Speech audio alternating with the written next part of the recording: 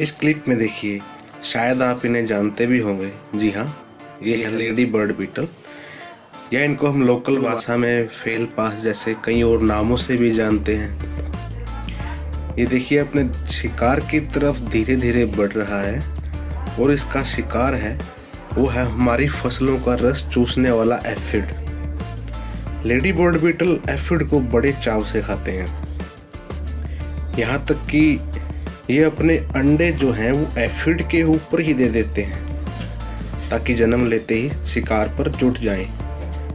कई बार जब एफिड की कमी होती है तो ये फसलों को नुकसान पहुंचाने वाली कई तरह की दूसरी सुंडियों और उनके अंडों को भी खा जाते हैं।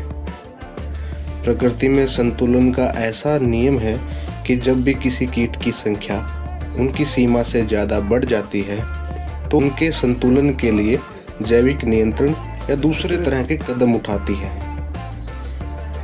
यही हमने इस क्लिप में देखा कि एक लेडी बर्ड बीटल एफिड को खा रहा है।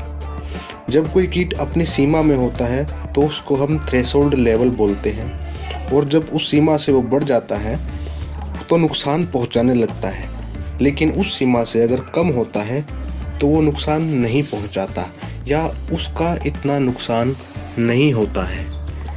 अब इसमें फ़ायदा किसान का ही हुआ कि मित्र कीट ने एफिड को खा लिया, इसलिए उसे किसी कीटनाशक का प्रयोग करने की ज़रूरत ही नहीं पड़ी, उसके पैसे भी बच गए और फसल भी सुरक्षित हो गई।